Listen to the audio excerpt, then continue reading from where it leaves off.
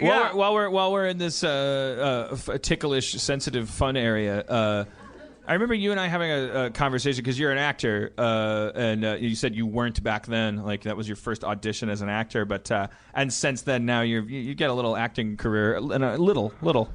Yeah, no, I heard the first little. I like that it goes from the big, like making fun of where I'm from and my tribes, to now also the personal. Yeah, now we're gonna go. It's very thorough. I've seen your bed where you sleep. It's weird. It's like a. It's a straw. Yeah.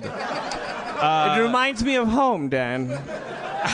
I remember we had a conversation about like the weird how a white actor in America gets an audition. Hey, they need a guy to play the male lead's best friend. He kind of wants to fuck his girlfriend, but he's half gay and he loves basketball. So you come in and you go like the biggest struggle a American white actor has is you go like, oh, this guy's kind of fratty, so I'm gonna put my spin on it, but whatever, it's not written for me. But then there's this whole other component happens if you're Asian, if you're Latin, if you're Middle Eastern, if you're whatever the other things are. Mordor. Yeah, if you're an elf, if you're a dwarf, if you're I remember having a conversation that was kind of provocative and interesting, like when we were talking about like you being like. Through no choice of your own, you're at the forefront of that because you have to ask yourself as a person, obviously with like a 350 IQ, comes from like actually not it's the metric system though. It's not only ethnically having this cross to bear, but actually like you moved here and are acting over here, and now you get auditions. So you go in, and it's like you imagine the kinds of things like we all know. Like it's like oh, this guy's a quirky guy. Like we had a conversation about it, but I was drunk, so I don't remember it. But I remember it being fascinating. Maybe we could dig it up, and I'm like Dr. Frankenstein, was just sewing parts together. I feel okay. So for a long time, first of all, when I first started auditioning, I was auditioning for a lot of parts clearly that Aziz had gotten too big for. They were clearly written in his voice, and I read like 3 cab drivers named Aziz. I fucking swear that happened. It's a fun name. It's like Aziz. Yeah, yeah. You imagine him swinging tree to tree, Dan. Sorry, cave to cave. Thank you. No, well, I think what it was, so I do a lot of auditions now where it's getting better, but a lot of people will sort of basically tell me to up my accent without saying it. Right. So I'll like do the audition. They're like, oh, that was great. Could you do it a little like even more exaggerated? I'm like, first of all, I'm not doing anything. This is how I talk. And I made a decision like 2 years ago where I was like, I'm not going to change my accent for any of these auditions. So I've had a lot of auditions go well, and they're like, all right, now try it this way. And I get sort of upset, and it's kind of obvious. And so I haven't. But then I see there's so many people. I don't want to name names, but there's people that you know who are brown actors who I'll audition with, and I can fucking hear them in there like pissing on their legacy, like all doing all that shit. It fucking pisses me off so much. We're talking about Danny Pudi, right? Fucking Danny Pudi. But it always gets me. That really angers me. It's like sort of like they're like scabs, Like, come on, we're all in this together. Don't fucking. And then they get the part. Right. Wow. I remember my ex-girlfriend Erin Hill. When I was dating her, she was a media studies, getting her master's degree, going for a PhD, and she would spend all this time going through these archives, and she uncovered this thing from probably the 40s or 50s. This Native American actor who his headshot was like, oh God, it was signed, and he was like he had a bowler hat with a feather in it, and one tear running down his face. Yeah, well, that was the 70s. That was when we actually started to go like, hey, these guys have clout. Now that they're all dead, like what if you made them cry? Back then it was still like hey, they're funny. Their houses are pointy. His headshot was like signed like me wantum commission for agentum. Oh God! Like, much good wampum for obviously you could tell the guy was like a good guy. Yeah, he's like, how do I get the part? Yeah. And it's like. hero or villain or the whole Hollywood shuffle thing. But it's the interesting thing about it is the lack of like easy empirical truth. Because if I'm an African American actor. And I like why don't I, for instance, have the same right that a Caucasian actor would have to affect a Brooklyn accent, or take advantage of the fact that I'm from Jersey, or that I know what a Southern person sounds like in order to try to get some part, according to Francis or whatever they're doing. If you're a black person and you're going in as an actor, and it's like, well, this guy's he's a little groovier, he's a little blacker than you're doing it, and that's not how you talk. But you're an actor. It's a terrible thing to put someone in the position of. Your craft is supposed to be pretending. You're supposed to be able to pin medals to your chest to the extent that you're able to portray different aspects of yourself and other people, imaginary people. We give awards to people who do it, who remove us from reality more. And so now, even though you didn't buy a ticket to that ride, here you are as an actor, when all the other actors get to just go, I either get the part or I don't. You have to tweak it in your head and go, well, I either get the part or I don't, and there's way less parts, and on top of that, I have to fucking act like one Indian guy, the one brown guy that people are comfortable. Although the couple things, one, I feel it changing. Like I've been getting parts that were written for white guys and stuff, so it's changing. Right. And I do think, honestly, that the character of Abed on Community did sort of change things, because it was a kind of brown guy that we hadn't seen on TV before. Right. And so when I read that, I was like, oh, when I watched the show, I was like, oh, this is great. This is, a new kind of brown guy. This is going to change. And then I read the next pilot season, I read 5 scripts that had there's still basically Abed with different names. A friend of mine that I won't name because I don't want to get him in trouble read a pilot, and it's I don't even want to describe it because I don't want anyone to get in trouble. But there's according to this friend of mine, there's literally a point in the script where the other characters are introduced in this kind of wacky ensemble, and literally the names of the characters are Asian lady and fat guy, and like they didn't do it's like, whoa, got home by 3 today, huh? Crazy. So, and I really think that if you're, since the Harmontown audience, I assume, is 90% writers and 85% 25-year-old writers. Like I think that the way to break the cycle starts at what I used to call the typewriter. Like I think the key to it is you have to avoid the temptation. Like with the Abed character in Community, that was the one exception in that script where you actually bothered to explicitly say he says he's half Palestinian or something like that. It was in part real Abed is half Palestinian. It felt important to the character to me for some reason. Maybe I was right, maybe I was wrong. It makes sense because he's a guy who's he's sort of obsessed with pop culture, but then there's also this other part of him that sort of makes him an observer, even though it's not specifically a racial thing, but somebody who's sort of straddling 2 cultures like that. Maybe. Sort of, I mean, in retrospect, and it's also, but not. I mean, he could have been a white guy, and it wouldn't have been. There was one storyline with his dad that was a little specific to his ethnicity. In retrospect, he definitely could have been a white guy, and he surely could have been half Indian, half Polish, which Danny Pudi is. But at the time, there was this not a whole brouhaha, but it's just like I monitor Twitter, and it's like there's all kinds of different viewpoints that come in, and some,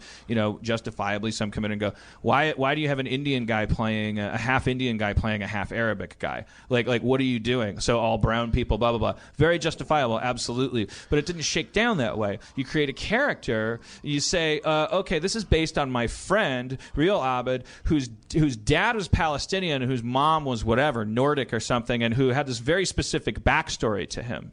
His dad was like it had really a lot to do with the relationship with his dad, which we did explore. It was like his dad was not a fundamentalist Muslim, but a passionate one, a stern guy, a kind of great Santini type in my head, and that would be because father and son stories are very important to male characters. That was important, and it was like race isn't important. That's an artificial construct, but nationality of your parents could be culture, called an important thing. So then Danny Pudi walks in, fucking blows the roof off the room. Okay, can we stop talking about how good he was in the audition? We get it. He got the part, Dan. You know what? I was really upset when I didn't get it, but when I saw the show, I was like, oh, the right guy got it. Anyway, go ahead. No, I think that's the great thing about casting. Yeah, it's like no one's gonna feel bad about this. Like let's all watch the fireworks. But but then so later on, it's like the tweets coming, and it really vexed me because I'm like, I've got all this white guilt, and like I'm always I want to be Norman Lear. I don't want to be a bad person. I want to use my talent right. I want to contribute. I want to make people happy. And people are going like, what? Why is this brown guy playing a different kind of brown guy? So torn between like this is a slippery slope where you go like, oh. By the way, that's not an issue to me or any. I mean, they're really. I think it's a justifiable issue to some people, but it all depends on where you. It all depends on the context. Like if you, it really is. It's such a strange time to be alive, and I think that there is no magic wand to wave over it, no rule. But I definitely think it starts with people writing scripts where you gotta detach yourself from like it's like you just go like, oh, this character is amazing. He's this big fat black guy, but he talks like a little girl. Isn't that a great character? No, it's not. Like, that's a great actor if that guy comes in and plays the character of. Well, how important would it be to you if you change the gender of people? Like well, that's where where do you stop? And it's like do we progress to a weird Gene Roddenberry age where screenplays are like ones and zeros and you're kind of like the rook has a problem with the pawn, and that's it. I don't know. And does that mitigate creativity? Does that mitigate passion? Obviously, the answer is yes, because to the extent that you do that, then some punk rock writer is going to go, 2 black dudes walk in, this fucking script rules,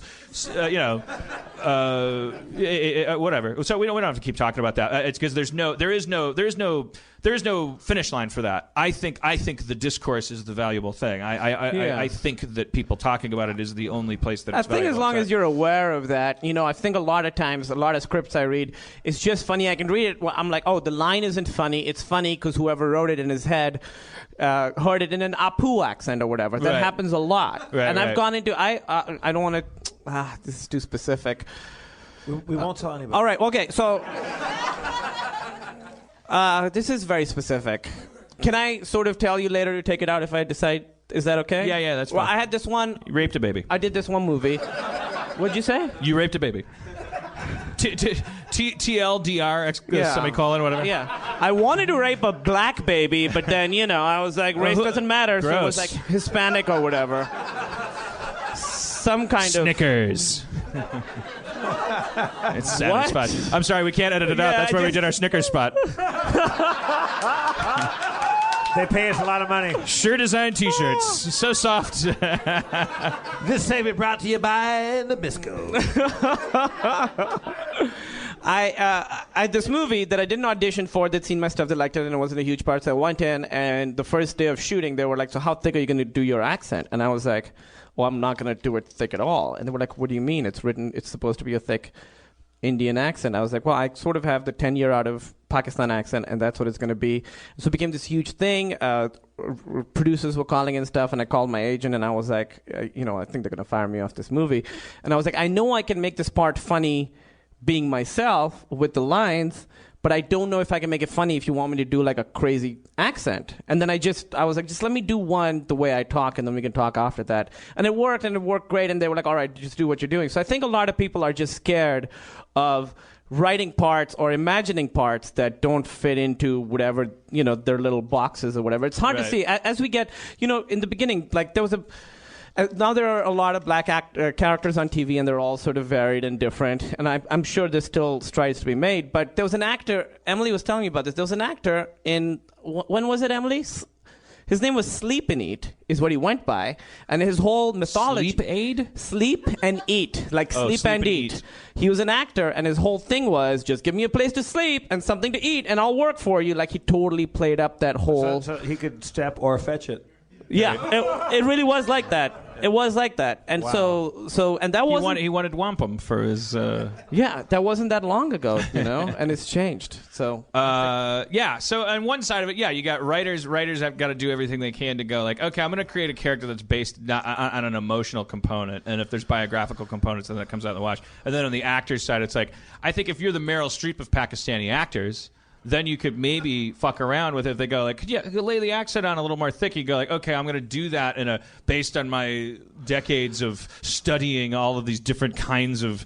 You know what I mean? Yeah, for me, I decided not to do it because it was hard for me to parse which parts were the guy with a thick accent and it made sense in the story, made sense for the character, and which parts were, because I was going mostly for comedies, which parts were thick accent just because the guy thought it would be funnier for a thick accent Indian guy to say a motherfucker or whatever, you know? Yeah. So, or talk about Star Wars, which was like a big thing before. Oh, yeah. That was why Abed was like a important thing to me, was because it was like, I want him to be the foremost expert. Yes, he's going to be talking about pop culture. It's not funny because he doesn't have an accent. It's like before that. he has an accent. It's the American accent. Let me ask you a question. When Batman fights Bob the Goon in issue number 3, it's funny. Oh, because listen to how he talks. He's not supposed to know about Star Wars, and that's like that to me is like.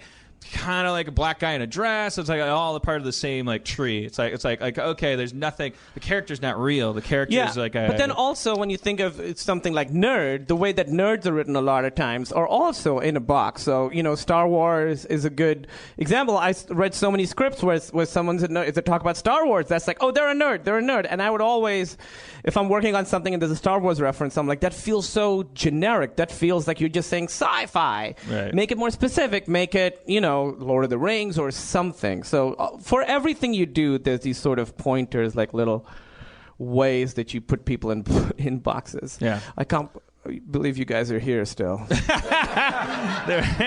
be a better writer and be a better actor, and we'll all meet somewhere in between. Well, all right. Speaking of characters and the unknown, let's pull my pants down. Yeah, Dan, whip that dick out on these people. I want to show you these two characters, Clifford and Northumberland.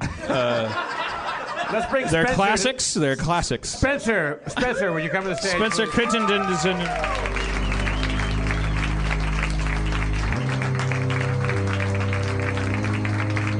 Spencer Crittenden, Dungeon Master Extraordinaire. Hey, I have something to ask Kumail while Spencer sets up. We don't do anything like we're not a big planny podcast. Like, and I as a person, I don't make a lot of plans and contact a lot of people. But this is your third time up here, and are you bummed out that you have to keep coming up, or are you? No, I love being on stage with you guys. It's always super fun. Okay, because your really character like could like fall off a cliff, or also like you don't have to like there's no pressure. Like I would actually prefer if your character had maybe a little bit more.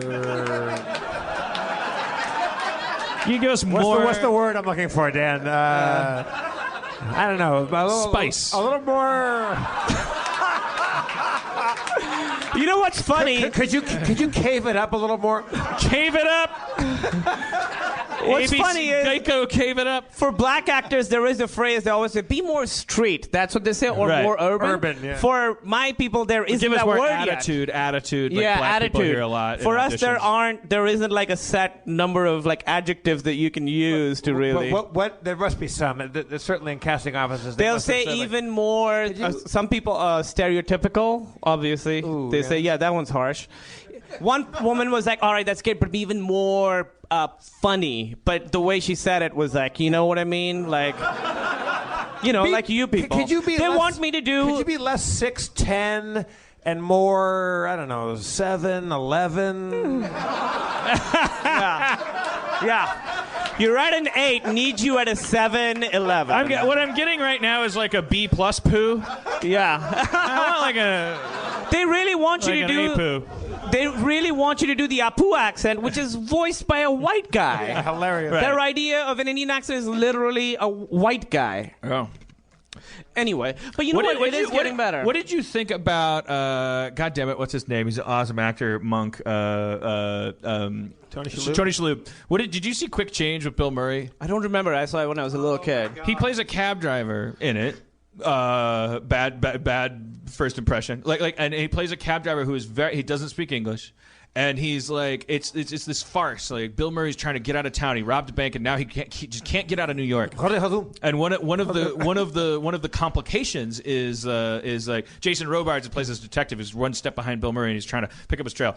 Tony Shalhoub played this like on paper, like he's a Middle Eastern cab driver. Is one of the many things about New York that prevents you from getting out after a bank robbery, and he's witness to the fact that Randy Quaid like fell out of the cab, blah blah blah blah blah. So Jason Robards is interrogating him, like where did they go, and he's doing like this mime shtick, like on paper, like it couldn't be more like because he's going bluff Tony, and he's like miming, honking a horn. He's trying to tell them through his How is he a cab driver if he can't understand English? I remember the first time realizing, like, watching Short Circuit, Fisher Stevens, and being like, that's not. Yeah. I know what we look like, and it's not that.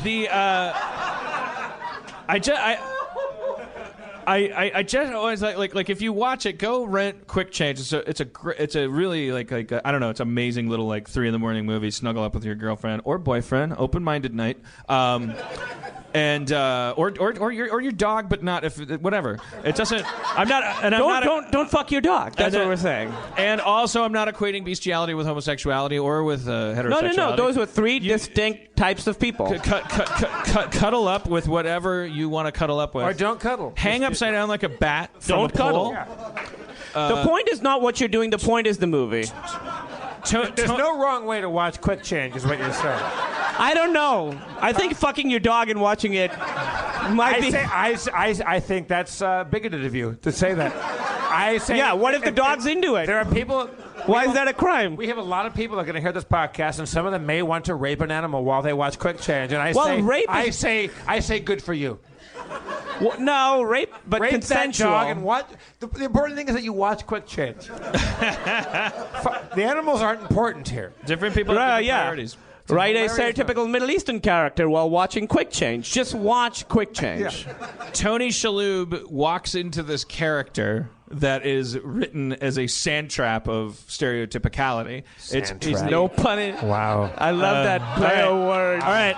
Jesus Christ. Okay, the reason I said that is because God. I didn't see it as a thing because I don't think Really? it's that way. Golf so Parts of you saw it. You're a big golfer. Dan, this is the first golf analogy you've used in the entire run of the show. Well, if racism is that unconscious, then hey. Yeah. He's trying to curry favor with the police officer.